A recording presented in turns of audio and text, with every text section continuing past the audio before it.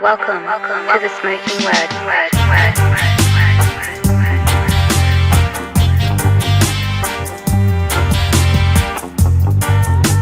Welcome to the Smokin Word.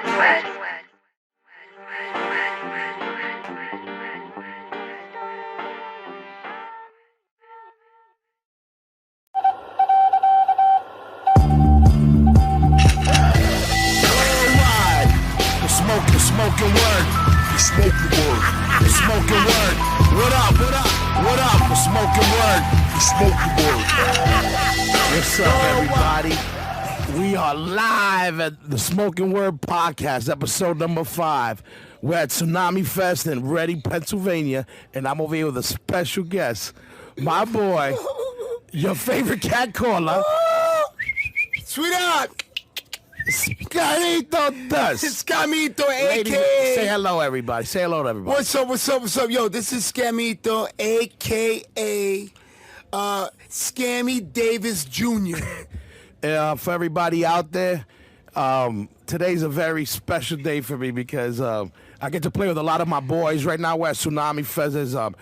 Crown of Thorns is playing today. They were Life good. Agony's playing today. Who else was playing? We had Leeway. Leeway played. Walls of Jericho's playing. Star-Studded Affair. And I got news for you. Last night, the Wu-Tang Clan, Yes. And who else? Mobb Deep, Who else? and then we had some other good people. Like We had Wisdom and Chains up in there. killing it always. Woo! I wish I was And we here. had, you were there for that one, right? I was, believe me. I was hoping that we were gonna play the Wu-Tang Day. You know that. I know. But But guess who else popped up? Fucking Ice-T came up in here. yeah, it was He did Coco. body count. Tell me how Coco's ass looked in person. I seen it in person. You did? Yeah, well, your face says, man, No, that's so well. no. I was too busy looking at her swag. Her swag was Yo, juicy. you bet your swag. You mean her ass, nigga? No, she was like. No, he's such a- mad cool. Yeah, he's cool, man. And she was real, like, proper. Yeah, that's good. Now that we played a couple of shows with him, and he's always Right? mad respectful, and they do their thing. I give him props for that. He's cool, dude. Yeah. So but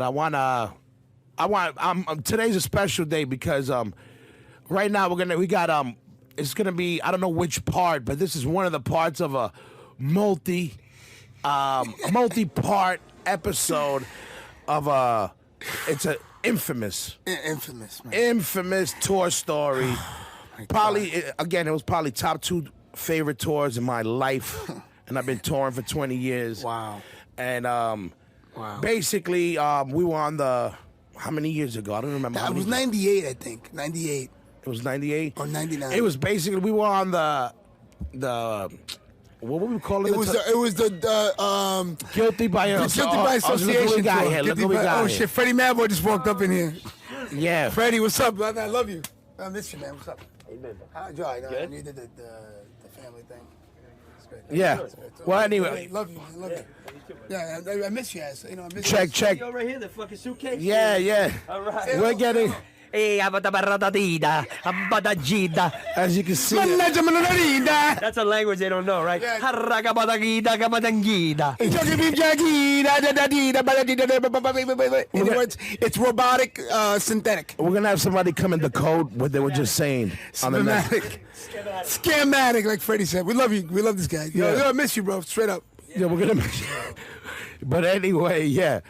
But like I said, we're gonna record a special episode today, one of many episodes. Wow. Concerning Tijuana Yep. from the fucking Guilty by Association tour, 1998, according to Skamito. Who was on that tour, if you remember? Let's see how good you remember. Let's start with. Yo, by the way, you know what's funny? Freddie just said something, and listen, you got to pay attention to signs in life. I know you want to get to the story, but the truth is in life, there's signs, and signs tell you that you're supposed to be here. I'm drinking a Corona when I normally drink Heineken or Beck's, and Corona, and that's Mexican. For beer. Yeah, it's beer. And it goes hand in hand. So this is what happened. We decided it was a great idea to go to Tijuana. Before that, who was on the tour? You see, you already forgot. Okay. All right. Who's on tour with Scarhead, Earth Crisis, Madball, And there was some other Scarhead. and Scarhead, and I think there was another good band with us. Blood for Blood jumped on at one point. Yes, and Hatebreed. Hatebreed, of course. Fucking Hatebreed. What up I to love those everybody in guys. Hatebreed? Yeah. I love Hatebreed. So basically, where I want to take the story is from, we basically had a day off in San Diego, and a bunch of us decided to go to Tijuana to hang out for the day. Now, people that know us know off the top that's not a good idea. We could just saying Tijuana and us on a day off on tour that says it all. But we're gonna get Scam's version. I want to know how you saw that day from the day we I don't know how it started, but who was the first person, or do you remember us saying, all right, let's hit the Tijuana? I think I was the guy. I wasn't the guy that came up with the idea, but I definitely was the guy that was hyping it. I was like, wow, yeah, great idea. Yo, what's good tonight? I was telling about Mexico. Yo, we're going to Tijuana. Yo, you coming to Tijuana? I was stopping people. Yo, you come with us? Yes or no? I remember you were definitely excited. Excited. And I got a couple guys. I got MQ. I said, you want to go? He says, yeah, you're going to go? I said, yeah, I'll go with you. So I recruited him.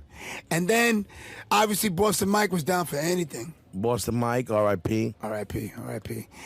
And you were happy that MQ and I were doing it. yeah. So you wanted to get in on it because you felt like Corona, back with the Corona boy, the way we are. That's what it was. You know? No, but all right. And then who else? And then Freddie. Freddie came. Oh, my God, Freddie. I almost got him killed. But yeah, Freddie. Freddie was there. And George Levels. And fucking Levels, dude. And then also, later on, not the first visit, but the second visit, GOAT. Well, let's take GOAT came. Listen, baby steps. Baby steps. And let's just recap. Okay, so let's take it from the way, what you remember. Okay. You're on the way to Tijuana now. Well, we were having a great time. We get inside the place, and we jump in a cab, and we get a little closer to the main city in Tijuana from the border. We got out of the car, and we were like, bam, we're going to fucking drink and get fucked up. You know what I'm saying? Viva Mexico! Yo, I was like, what? We were wilding. We were wild. And then we saw this fucking voodoo witch. Let's get into that. Dude. Get into that. A guy who was like an evil troll. Like a troll. Like an evil person. He was, I was calling him our black, what was it? No, our black guardian angel of death. Oh, my God. The Watcher of Death. But what do you remember about it? He goes to, yo, I see you guys are cool, you chilling. Thanks for coming to Mexico. Like a proper introduction. I was like, oh, this guy's got class. He was dressed nice, spoke nice. Of course, the devil's going to look like that.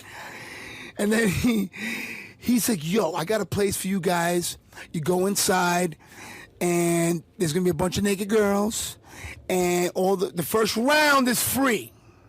And then everything after that, it's like $5, and then after that, it's different. Whatever, like a nice deal. He put a package together. He sold us like a cruise ship. So we go into this fucking place, and we all walk in all excited. And when we started, by the time we looked around, there was only one girl dancing on like 6 8-foot tables put together with a blanket over it. Yeah, and then she was dancing, and she never took her clothes off. And they came over with 150 beers, all opened up already. They popped them open in front of us. They had like 20 people popping up 150 beers, and we couldn't even say anything. All you heard was pop, pop, pop, pop. It was like a machine gun. So now we have 150 beers open, and they wanted us to pay for all the beers. And there's no naked girls now. And then guess what? The naked girl left. They took the blanket off the thing, and they folded the tables, and now it became the nightclub or something. Now it's a nightclub. The strip club. You just missed a strip club, guys. Now it's a nightclub. There's no naked girls, and there's 150 beers open. And how much we owe you? $1,000? And now I want everybody to remember this. This is 50 minutes in Tijuana. We just stepped on Revolution. Yeah. And and within 15 minutes, we already they're trying to hustle us. Fast forward now. Fast forward. We're completely drunk, and we almost killed these people. Yeah. We left them. We paid the bill. We decided to be intelligent. Because they were going to get killed. Someone was going to get killed. We could have got killed easily. We're in your backyard. So most likely we were going to get killed. So now we start bombing with spray cans. And that's where we lost it. Because you can't go drunk with graffiti and being drunk. Nah, you forgot one part. You remember we went to that one With the whistle. Yeah, the whistles. With the whistles. The club, the college bar, to let people know what was happening in that bar. First of all, I don't drink that anymore. What, tequila? The last time I drank tequila was in Tijuana, Mexico, when I went to prison. We're not there yet. Okay. Yeah. So we're at the whistle bar. What do you remember from the whistle bar They put a 'Cause that was the last towel- spot of the they put night. Yeah, they put a towel on my head like almost they waterboarded me with vodka. Or whatever. What is that? Tijuana Yeah, that thing. was a Tijuana waterboard. Yeah, That's what it was. They would just walk up to you, put your head back, And put a towel on your head, waterboard you, and they get you like you're choking on and you're drowning on tequila. and then they charge you $50 a shot. Then they go to 150 plus you gotta tip the people who cleaned your mess. Yeah. What mess did I do? Well, you waterboarded everything. That's another 50. It was 100 person there. So I remember there's actually a picture somewhere. I think I got a picture of a Polaroid. There is. And you already saw the devil in our faces that day. You saw Freddie's face? Yes, you remember that one? You saw my face? Yes. What was I doing? Listen, so, all right, we leave the whistle place, and I remember that was the last spot before we decided to head back. Now that's Okay. where you take over. So MQ was bombing. He did a big throw up. I'm like, wow, and he got me so fucking excited. I said, give me the can. I ran across the street and I hit this fucking big ass supermarket grating. It was like 15 feet tall, 20 feet wide, and I copped like 4-foot tag. Scam DMS. Let me stop you real quick. Now I want to paint this picture a little brighter for you guys real quick. This is on Revolution, the main avenue, on a fucking Saturday night in Tijuana. Yeah. Hundreds of fucking people on the street. Oh, I forgot to mention that. Right, yeah. And that the federale police were on motorcycles doing wheelies up and down Revolution earlier that whole day. Yeah. Doing wheelies, the cops. Showing off. Doing wheelies, dressed in fatigues, hanging off fucking trucks. With machine guns. Base, yeah. With machine guns. So, now this is the avenue packed. Scam decides to get artistic. I just got crazy, and I knew because of the whistle blowing and the waterboarding and the fake naked bitches that weren't naked, and then they started dancing, and we bought 150 beers, and then we had to go through the waterboarding process of tequila. So, the paint comes out. I bombed this big ass scam, a 4-foot tag, like 6 foot wide scam that I put DMS. DMS was like, again, 4 foot and about 3 feet. And then by the time I come up, I turn around, a fucking cop jumped the curb with the fucking SWAT car, almost ran me over and killed me. Ah, boom! I turn around, boom, the guy's in my face. So I'm not even gonna run. I gave up, you got me. I gave up. You know, he almost broke my knees with the car. He came up the sidewalk and crashed between me and the fucking wall when I was bombing, so I got caught. Now he grabs you. Yeah. He was pissed off. He threw me in the fucking thing, and he goes, where's the fucking guy with the red hair? That's, well, whatever. We'll have to mention that part. At that part, the next thing we know, we're looking, and the cop car is on Revolution. Scam is handcuffed in the back of a paddy wagon. Or whatever, not even a patio, whatever the fuck it was, a Celica. Or whatever that was, some little shit. No, it was a Toyota. Toyota. I look over. Now, I look over, and you're in the back of this cop car. Handcuffed. And I'm flipping because now one of us is locked up. I know. Now, what do you see from inside the cop car? Well, before, What happened? Let me tell you what happened. Because this was it was just like a couple minutes from them catching you, putting you in the van. Right. So the next No, they didn't. On the car. No, they didn't. This is not the breakout story yet. No. What happens now? So he left me in the car because he wanted to go find the other guy that he saw that was doing something to a monument. It was the biggest monument in the whole entire country. It was the guy they loved the most, Santa Ana. And for some reason, they liked that guy a lot. And the statue was a real big thing for them. So anyway, so he wanted to find that guy, which was MQ. So now, while he's looking for that guy, MQ comes out of like a tree, like a garbage and some garbage bags. He came out of a garbage bag behind a tree, and he looked at me. I'm like, open the door. He goes, no problem. You know, with our facial expressions. And then he opened the door, but he opened it too soon. I was trying to get the handcuffs from behind me to in front of me. I couldn't get it done in time. So when he opened the door, handcuffs were behind me. So like, fuck, that was too quick, MQ. So I ran now. I ran out of the SWAT car. I look over. I saw a white flash, like a ghost, go by, and like I said it on the other one. I didn't hear a boom, but it felt like I heard a boom, like a cannonball. And all I saw was your back and handcuffs glittering into the darkness. Oh, God almighty. I should have died, dude.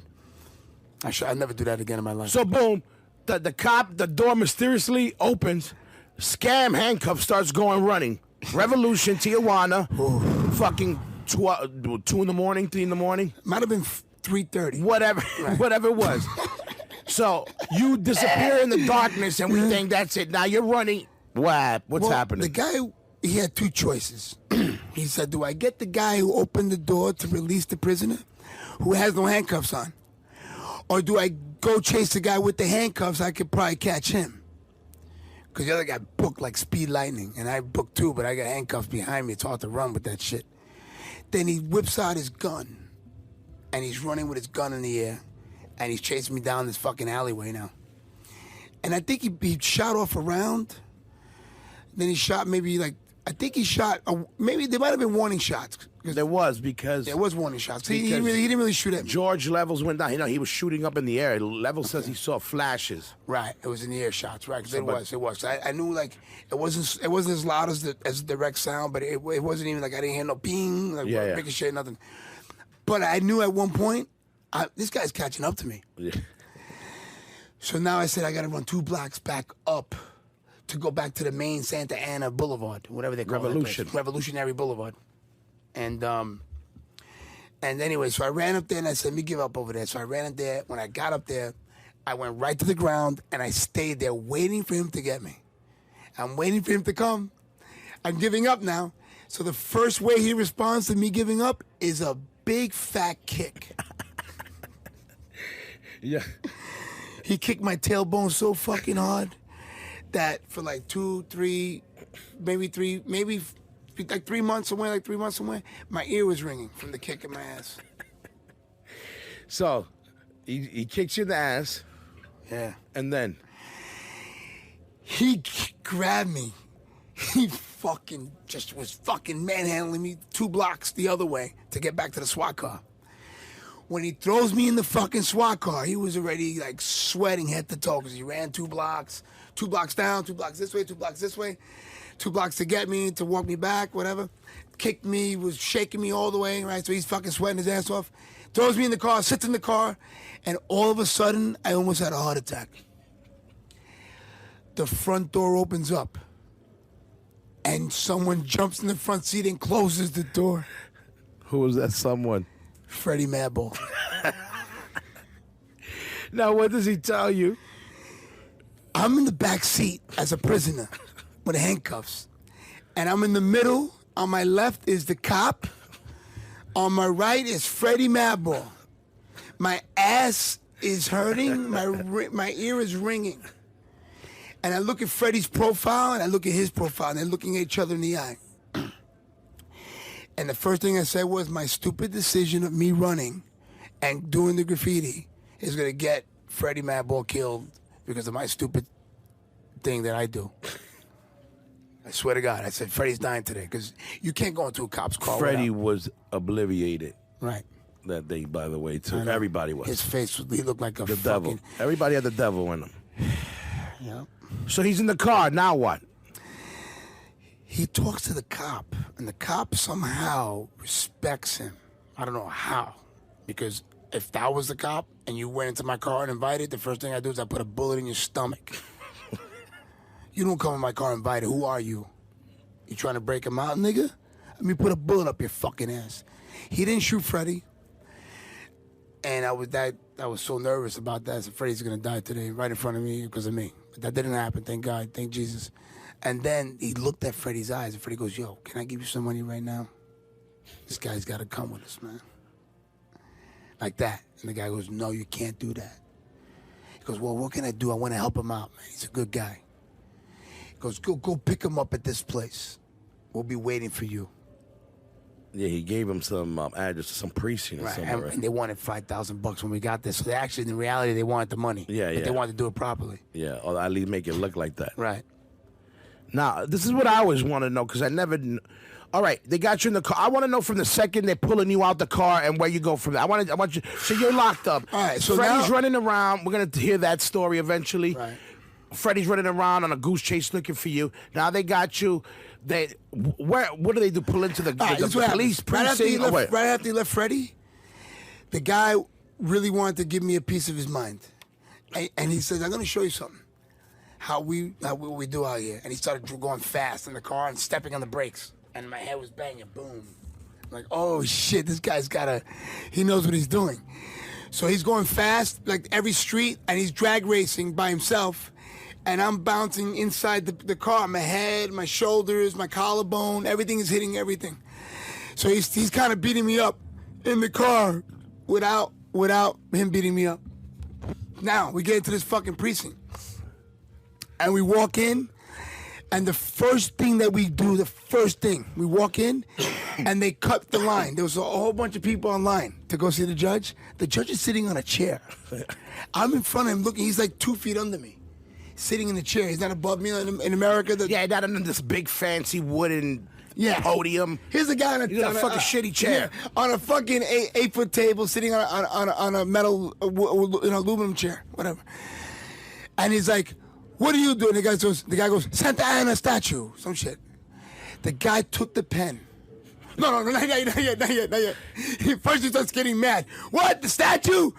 Right, he gets mad. Then I had a laminate around my neck, and it had the Scarhead character, the green one. Had the Scarhead character that the guy from Japan did. And anyway. Scarhead in the house. Scarhead, yeah. So it was a green face. And he looked at it. He goes, "What is this?" Like you're like a devil or something. Then they make me take my shirt off. And they look at this tattoo right here.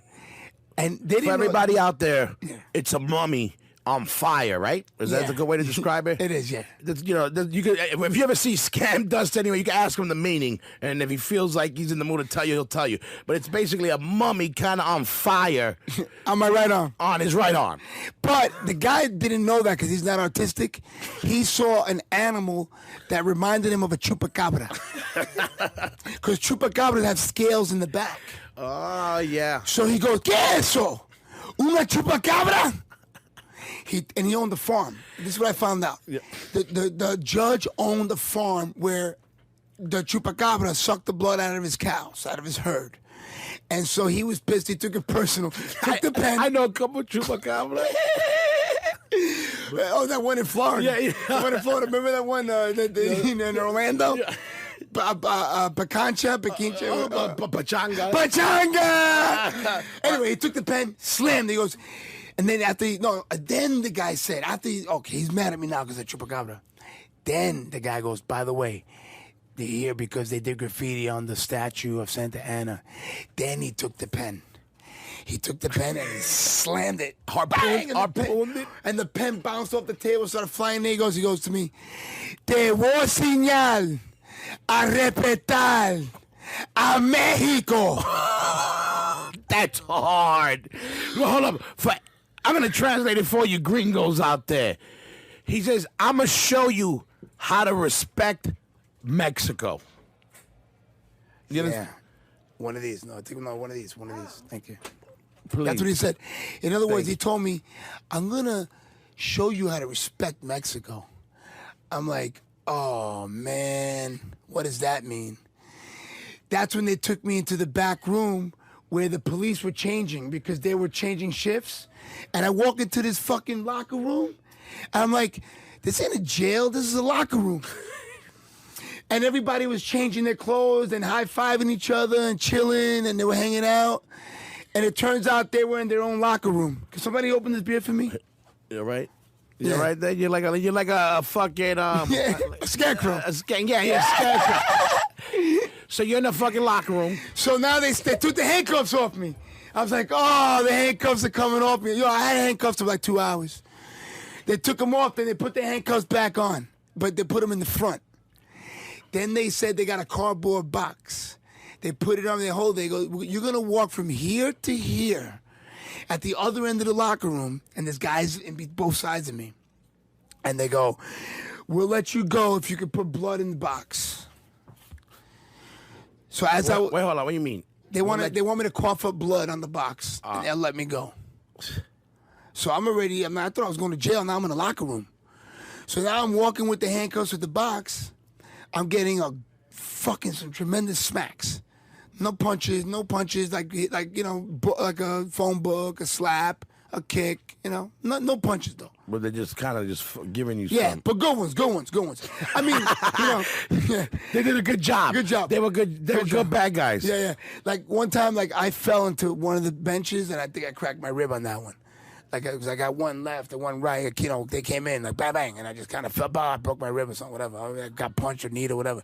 So now I got a busted rib, and I had my tailbone was just hurting for like months and months and months. So after they did that shit, I started acting. I became an actor, and I said, "Let me cough up. Let me fucking throw up." And I don't know if there was any blood in there, but maybe there was.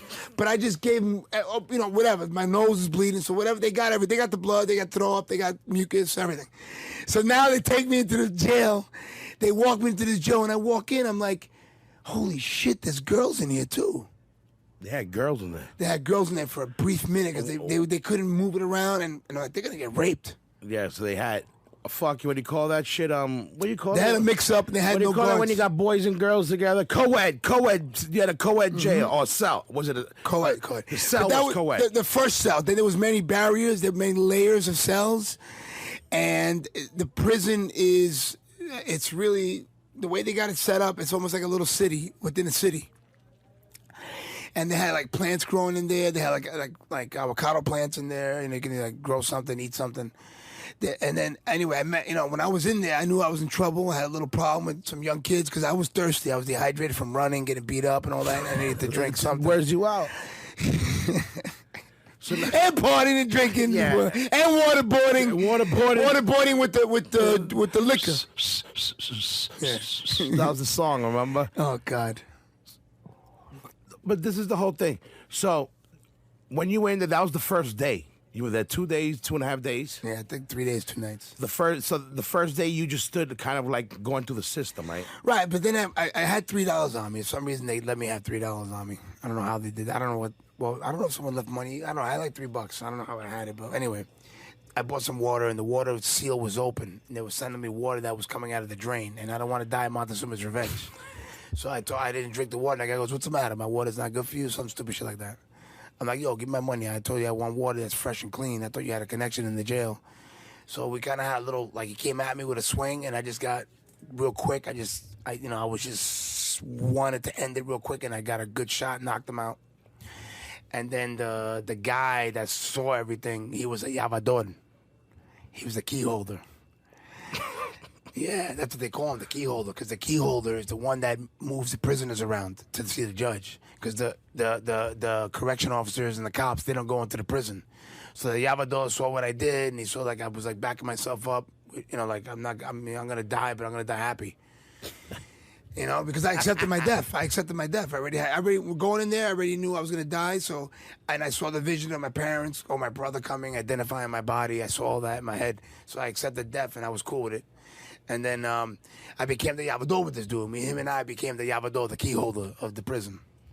He was an ex-Marine, by the way, of Mexican Marine. Now remember, he was there for 2.5 days. This is all happening in like 2 days of fucking. It's a matter of hours from one day he's doing fucking poppers or whatever the fuck we're doing, tequila fucking shooters. And we played shows everywhere. We had a fight with the black girl in Arizona with the knife. That's another story. Cappuccino. Yeah. Cappuccino. She stabbed the bus driver. Not the bus driver. The you know what I'm saying? The thing. Listen, so you're in there. You do the 2 days. They finally. When's the word that where are you when you get the word that you're gonna get bailed out? All right. Well, let me tell you what happened now, though. Let me tell you what happened. While I was in jail, I was talking to this dude, and he started like telling me some stuff that was very incredible. And I started really respecting this guy because he was a Marine. He saw UFOs. He'd been on the government thing, and he was there when the president got shot in the head, and he snuffed the shooter, the assassinator of their president, or I think the guy was running for president or he was president. However, He was political. yeah, when they shot the guy in the head on national TV on CNN, there was no Fox News, there was no MSNBC, there was nothing. The only news station that had cable was CNN. Why gotta be Fox News? It's always first. Well, that's another podcast. We'll get into that. But the only newscast at that time was CNN, and I was watching TV one time, and I saw this dude snuff a guy who just killed the guy, either was the president or was running for president. And he snuffed him. Anyway, I met that dude. That dude was the guy who made me the key holder and got me out of, because MS-13, there was like at least 50, 60, 70 MS-13 gang members scattered throughout that whole prison. Yeah, definitely. Tijuana had all the, any border town is shot. You know what I mean? I should have died, dude. I mean, straight up, man. I should have got killed over there. Straight the fuck up.